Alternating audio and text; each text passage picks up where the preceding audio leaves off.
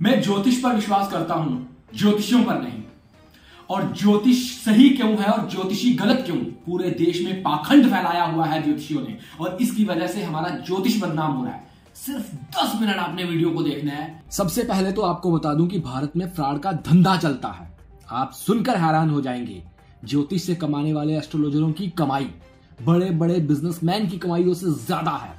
सिर्फ यूट्यूब से ही एस्ट्रोलॉजी से महीने के 100 करोड़ से ज्यादा की कमाई की जा रही है। इस फ्रॉड को करने में देश के 99% ज्योतिषी हैं, और वो भी बड़े बड़े ज्योतिषी हैं। ये नहीं है कि ज्योतिष नहीं जानते, वो ज्योतिष को जानते हैं, कैलकुलेशन करना भी जानते हैं, लेकिन फिर भी पाखंड करने रोज राशिफल का वीडियो बनाकर कमाई के लिए अपलोड कर देते हैं। जनता बेचारी सच समझकर उस राशिफल के झांसे में आ जाती है। कुछ पाखंडी तो ऐसे हैं कि ज्योतिष के नाम पर चटनी, रुमाल, नाम के अक्षर तक में बदलाव करवा देते हैं। दोस्तों, ये करोड़ों का धंधा आम आदमी को बेवकूफ बनाने के लिए किया जा रहा है। अब मैं आपके लिए कुछ सवाल अपने आप से पूछ रहा हूं, फिर उनके जवाब दूंगा ताकि आपकी सारी कंफ्यूजन क्लियर हो जाए, दूर हो जाए। सवाल पहला, ज्योतिषी जब रोज राशिफल बताते हैं तो किसी एक राशि के लोगों के लिए कहते हैं कि उन राशि वालों का आज एक्सीडेंट हो सकता है।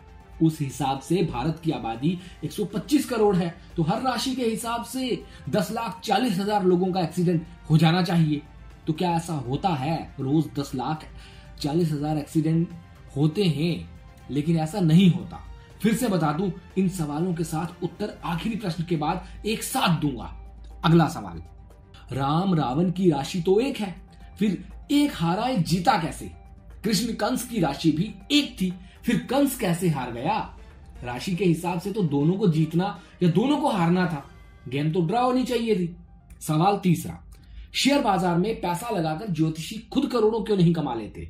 सवाल चौथा, अगर ज्योतिष से भविष्य पता चल जाए तो फिर मेहनत की क्या जरूरत है? सवाल पांचवा, क्या नग पहनने से, इनके उपाय करने से करोड़ों मील दूर बैठे ग्रह आपका अच्छा बुरा कर सकते हैं? सवाल छठा, ज्योतिष की गणना कोरी कल्पना है, तुक्का है, आज तक कौन सी भविष्यवाणी है जो सही हुई है?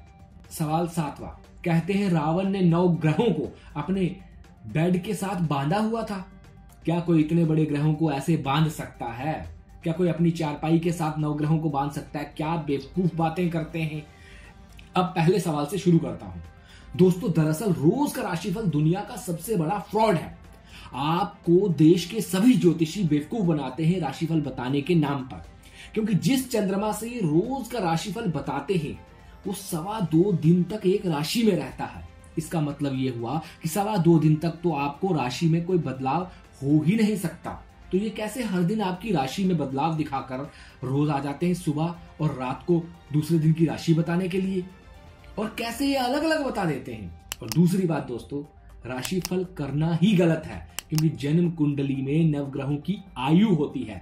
बाल्यावस्था, कुमार अवस्था, युवा अवस्था, वो मार्गी होते हैं, उदय होते हैं, अस्त होते हैं, उनकी रफ्तार होती है, ये सारी चीजें देखनी होती हैं। तब जाकर एक जन्म कुंडली का अध्ययन किया जा सकता है। उनकी परमानेंट पोजीशन, ये सब देखने के बाद ही भविष्यवाणी की जा सकती है, ना कि सिर्फ चंद्र राशि से। लेकिन पैसा कमाने के लिए ज्योतिषी झूठे वीडियो बना देते हैं। इस पर अगले हफ्ते डिटेल वीडियो बनाऊंगा, कुंडली की जानकारी, कि कुंडली कैसे देख सकते हैं, आपको कैसे जानकारी होनी चाहिए। अब आते हैं दूसरे प्रश्न पर। राम रावण कृष्ण कंस की राशि एक थी, तो फिर कोई हारा तो कोई जीता क्यों? इसका तो निर्णय ही नहीं होना चाहिए था। तो दोस्तों, राशि एक होने से कोई फर्क नहीं पड़ता। लग्न जब आप पैदा हुए तब ग्रहों की स्थिति क्या मायने रखती है, वरना चंद्रमा को तो किसी न किसी राशि में तो होना ही है। 12 राशियां हैं, चंद्रमा हर 2.25 दिन बाद राशि बदलता है, तो एक ना एक दिन तो वो एक राशि में हो गई। इसीलिए मैंने आपको बताया कि राशिफल दुनिया का सबसे बड़ा फ्रॉड का धंधा है। और राम रावण कृष्ण कंस की राशि एक होने के बावजूद भी एक जीता एक हारा। इसीलिए जीता एक, क्योंकि जब उसका जन्म हुआ तब ग्रहों की कैलकुलेशन कुछ और थी, और जब दूसरे का जन्म हुआ तब ग्रहों की कैलकुलेशन कुछ और थी, और दोनों के कर्म अलग अलग थे। इसलिए अब तीसरा प्रश्न, शेयर बाजार में पैसा लगाकर ज्योतिषी खुद करोड़ों क्यों नहीं कमा सकते? इस पर भी वही रूल अप्लाई होता है कि राशिफल झूठ है। हर आदमी की अपनी कुंडली होती है, उसके अपने गणित होता है। शेयर बाजार में करोड़ों लोग निवेश करते हैं, तो आप एक साथ कैसे इतने लोगों की कुंडली का पता लगाकर उसके ऊपर नीचे की गणना कर सकते हो? यही बात तो क्रिकेट में भी है, वहां भी 22 प्लेयर खेलते हैं। आप किसी एक की कुंडली या टीम की जन्म कुंडली की झूठी कहानी कैसे बताकर मैच की भविष्यवाणी कर सकते हो? हाँ, यदि वहां पर किसी एक प्लेयर के लिए भविष्यवाणी की होती, उसकी सही कुंडली दिखाकर, तो ऐसी बदनामी ना होती जो इन ज्योतिषियों ने पाखंड करके झूठी और फर्जी कुंडलियां बताकर पूरे मैच की भविष्यवाणी कर दी। सनातनियों, सुधर जाओ और समझ जाओ, जो टीवी पर बैठे पाखंडी ज्योतिषी आपको बता रहे हैं वह सिर्फ और सिर्फ आपको भटका रहे हैं। चौथा सवाल, अगर भविष्य पता चल जाए तो मेहनत की क्या जरूरत? तो दोस्तों, आपको बता दूं कि ज्योतिष शास्त्र का जन्म भविष्य बताने के लिए नहीं, भविष्य से सावधान रहने के लिए हुआ है, कि जीवन की ज्योति दिखा सके ज्योतिष शास्त्र। इसी की गणना से आप अपने आप को चुनौतियों से लड़ने में फायदा ले सकते हैं, कि इसका बहाना बनाकर मेहनत से बचने की कोशिश करें। यदि ज्योतिष से सब ठीक हो जाता तो ईश्वर को बार बार अवतार क्यों लेने पड़ते? ज्योतिष जीवन के लिए ज्योति है कि आप सही दिशा में चलिए, वरना आपके लिए मुश्किलें खड़ी हो सकती हैं। दुनिया का अटल और परम सत्य मृत्यु है, उसे कोई टाल नहीं सका, लेकिन उसी का दूसरा अंग मुहूर्त है, जो उसे कुछ समय के लिए टाल सकती है, खत्म नहीं कर सकती। जैसे पितामह भीष्म ने कुछ समय के लिए मृत्यु को टाल दिया था, लेकिन वह एक समय अवधि थी, लेकिन निश्चित थी। इसी तरह ज्योतिष और मुहूर्त एक पाठ है, दुनिया का अटल सत्य मृत्यु है, जिसे कोई झुठला नहीं सकता, लेकिन इनके जरिए आप जीवन में चीजों में परिवर्तन ला सकते हैं।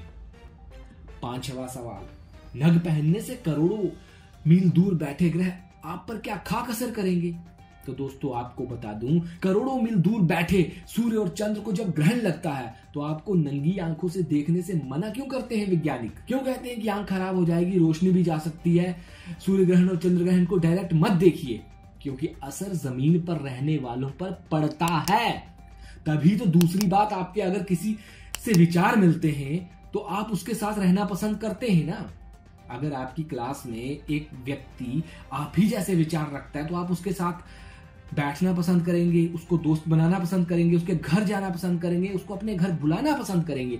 उसी तरह ग्रहों की पसंदीदा वस्तु आपके पास होगी तो उनका दुष्प्रभाव आप पर नहीं पड़ेगा, उनकी नकारात्मक ऊर्जा का आप पर असर नहीं होगा, क्योंकि अपने पसंदीदा पत्थर पर वो अपनी नकारात्मक ऊर्जा नहीं डालेंगे, वह सही एनर्जी डालेंगे। जब वो देखेंगे कि जो चीज उनको पसंद है वही चीज आपको पसंद है, तो वो आपको फायदा ही पहुंचाएंगे। इसीलिए नगों का यह असर होता है, बाकी कुछ ज्यादा नहीं होता, वो खुद ही नग होते हैं। छठा सवाल, ज्योतिष की गणना कोरी कल्पना है? अगर कल्पना है तो नासा इसरो वाले जो ग्रहण बताते हैं, तो हमारा फटी हुई धोती पहना किसी गांव में बिना टेक्नोलॉजी के बैठा पंडित भी उसका समय कैसे बता देता है? कैसे एक पंचांग दुनिया से हजारों साल पहले सूर्य कब उदय हुआ था और 1000 साल बाद कब उदय होगा निकाला जा सकता है एक पंचांग के जरिए, कैसे पता किया जा सकता है? बाजार में देवी दयाल की पंचांग मिलती है और कितने ही तमिल, कश्मीरी, संस्कृत, हिंदी की पंचांगे उपलब्ध है। आपको बाजार में एक से एक पंचांगे मिल जाएंगी। पंचांग दिवाकर का तो मूल्य 110 रुपए है सिर्फ, और आपके दादा परदादा के समय की पंचांग भी मिल जाएगी, आने वाले 100 सालों के बाद की भी आराम से मिल जाएगी। और सब में बिना नासा और इसरो की मदद के नवग्रहों का राशि परिवर्तन और सूर्य ग्रहण, चंद्र ग्रहण कब कब होगा, चांद कितने बजे निकलेगा, सब मिल जाएगा। जो सवाल उठाते हैं ना ज्योतिष पर, उन्हें बता देना कि मूर्खों, इनको निकालने का तरीका भी पंचांग में लिखा हुआ है। भारत के ज्योतिष शास्त्र का ही एक रूप है जहां नवग्रहों का पूरा लेखा जोखा होता है। करोड़ों की रिसर्च करने के बाद भी आज तक साइंस शनि के कितने चंद्र हैं यह पूरी तरह से पता नहीं कर पाई है, और हमारा ज्योतिष शास्त्र हजारों साल पहले बता चुका है कि शनि के 32 चंद्रमा हैं। विज्ञान अब मानने लगा है कि 25 हैं, रिसर्च कर रहा है और बहुत समय बाद 25 की बात भी कर रहा है। दुनिया के सबसे बड़े देश महाशक्ति ने तो अपने 2 फर्जी ग्रह भी बना लिए थे, लेकिन बाद में भारत की गणना के आगे झुकना पड़ा और कहा नहीं, जो भारत के ग्रह हैं वही ओरिजिनल हैं, और मान लिया कि इनका धरती पर उतना प्रभाव नहीं है जो हमने 2 बनाए थे फर्जी वाले। लेकिन भारत के कुछ फर्जी ज्योतिषियों ने तो उन 2 ग्रहों से भी भविष्यवाणी करना शुरू कर दी थी, क्योंकि विश्वास नहीं था ना। अपने आप पर, सोच रहे थे दुनिया में आगे तो हम भी धंधा चलाने के लिए ऐसा काम कर लें। तो इसलिए दोस्तों, ज्योतिष की कैलकुलेशन कोरी कल्पना नहीं है। कश्मीर से कन्याकुमारी तक हमारे बहुत सारे विद्वान पंडित बैठे हुए हैं जो आज भी आपको सूर्य, चंद्रमा और नवग्रहों की पूरी कैलकुलेशन हाथों पर करके बता देंगे। ना वो नासा के वैज्ञानिक हैं और ना वो इसरो के वैज्ञानिक हैं, वो हैं भारतीय कैलकुलेशन को मानने वाले, उन सिद्धांतों को जानने वाले। बस उनकी इतनी ही पहचान है। इसीलिए अगर किसी को इस गणना पर शक हो तो जाए, उनसे मिले, वह सिखा भी देंगे, बता भी देंगे, दिखा भी देंगे। अब आता हूं 7वें सवाल पर। कहते हैं रावण ने नवग्रहों को अपने बेड के साथ, चारपाई के साथ बांधा हुआ था। क्या कोई इतने बड़े ग्रहों को ऐसे बांध सकता है? तो पढ़े लिखे मूर्खों, बांधने का मतलब रस्सी से बांधना नहीं होता, अपनी शक्ति से किसी को कंट्रोल करना होता है। रावण इतना विद्वान था कि वह दुनिया के सबसे बड़े ज्योतिषियों में से एक था। वो दुनिया का पहला ज्योतिषी था जिसके घर में नल से पानी आता था उस जमाने में। रावण संहिता ओरिजिनल वाली पढ़ लेना, उसमें बहुत से फॉर्मूले मिल जाएंगे, उन्हें देखकर प्रैक्टिकल भी कर सकते हो। रावण इतना बड़ा विद्वान था। रावण अपने घर में ज्योतिष की कैलकुलेशन के अनुसार नल से पानी लाता था और बहुत सारे तरीके रावण ने लंका के अंदर ऐसे ऐसे किए हुए थे जो आज के विज्ञान को भी फेल करते थे। तो रावण ने अपनी चारपाई के साथ नहीं बांधे हुए थे, याद रखिएगा, अपने कंट्रोल में किए हुए थे ये नवग्रह। और हाँ, एक कॉम्प्लीमेंट्री आपके लिए स्पेशल क्वेश्चन, कुंडली मिलाने के बाद भी डाइवोर्स क्यों होते हैं? तो भैया बता दूं आपको, क्योंकि लोग कुंडली मिलान के नाम पर गुण मिलाने को कुंडली मिलाना कहते हैं। गुण मिलाना और कुंडली मिलाना, इन दोनों में अंतर है। कुंडली मिलाने के बाद डाइवोर्स नहीं होते, गुण मिलाने के बाद होते हैं। क्योंकि कुंडली मिलाने के बाद इसलिए नहीं होते क्योंकि पहले ही पता चल जाता है कि जीवन में संघर्ष कितने हैं और इन संघर्षों से कैसे निकलना है। लेकिन गुण मिलाने पर संघर्षों की बात नहीं होती। आपको बता दूं, श्री रामचंद्र और सीता माता के 36 गुण मिले थे, लेकिन पूरी जिंदगी बेचारे टेंशन में रहे। लेकिन माता सीता को श्री रामचंद्र की तरफ से दुख कभी नहीं मिला था। एक बात और, आपने सुना होगा कि एक साथ 2 बच्चे पैदा होते हैं तो दोनों का भाग्य अलग अलग होता है। क्यों भाई, एक जैसा क्यों नहीं अगर ग्रह ऐसे हैं? मैंने आपको पहले भी बताया था, ज्योतिष मतलब ज्योति, और ज्योतिष कहता है कि मेहनत से आप अपना भाग्य परिवर्तन कर सकते हैं। ये पंडित, पाखंडी पंडित वही आपको नहीं बताते। शनि का काम कुंडली में यही है कि व्यक्ति को परिश्रम कराओ। जिसकी कुंडली में शनि प्रबल होता है वह व्यक्ति परिश्रम से, मेहनत से जीवन में ऊंचाइयों पर पहुंचता है। लेकिन उल्टा पोंगे पंडित, फ्राडी पंडित आपको डरा देंगे, कहेंगे कि शनि है भाई, तुम्हारा तो वक्त खराब है। तुम्हारा वक्त खराब नहीं है, तुम्हारा वक्त परिश्रम का है, मेहनत का है, कड़ी मेहनत का है। इसलिए दोस्तों, इन फ्रॉडी ज्योतिषियों के चक्कर में मत पड़िए जो आपको झूठे राशि फल बता रहे हैं। इनके चक्कर में मत पड़िए। राम रावण की कुंडली से लेकर मैंने आपको जितने भी तर्क बताए हैं, अपने ज्योतिष के विद्वान लोगों की चर्चा की है। तो दोस्तों, इन पोंगा पंडितों के चक्कर में मत पड़िए, इन फ्रॉडी ज्योतिषियों के चक्कर में मत पड़िए। मैंने आपको बहुत सारे प्रमाण दिए हैं। एक वीडियो के अंदर बहुत सारे प्रमाण देना बहुत मुश्किल है। मैं कोशिश करूंगा कि अगली बार मैं आपको और ज्यादा प्रमाण दूं। अगर आपने इस वीडियो को लाइक किया, शेयर किया, सब्सक्राइब किया, तो मैं एक और शानदार ज्योतिष पर वीडियो आपके लिए लाऊंगा। और उस वीडियो के अंदर मैं आपको पूरा तनु धनु सहज सुरित सुतरी पूजाया मृत्यु धर्म कर्म आय व्यय, पूरे 12 भावों का 12 जीवन में सबसे बड़े 12 चीजें होती हैं, उनके बारे में एक छोटे से वीडियो के अंदर इतना सिखा दूंगा कि आपको यह पता चल जाए कि ज्योतिष शास्त्र गलत नहीं है। इसको बताने वाले, दिखाने वाले जो फ्रॉडी ज्योतिषी पैसा कमा रहे हैं वो गलत है। अगर आपको जानकारी अच्छी लगी है दोस्तों तो शेयर करें, लाइक करें और सब्सक्राइब करना बिल्कुल ना भूलिए। और बाकी सारे लोगों के साथ भी जरूर इस वीडियो को शेयर करके उनको भी बताइए कि राम रावण की कुंडली एक थी, कृष्ण कंस की कुंडली एक थी। जुड़वा होने वाले दोनों बच्चों का भाग्य एक जैसा नहीं होता।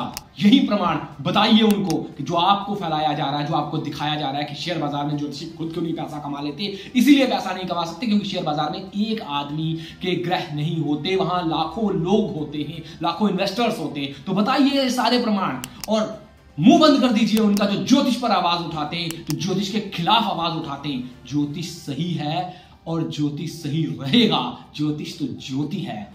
दोस्तों अगर आप समझ गए हैं तो लाइक, सब्सक्राइब और शेयर करना ना भूलिएगा। फिर मिलेंगे एक शानदार और जानदार वीडियो के साथ।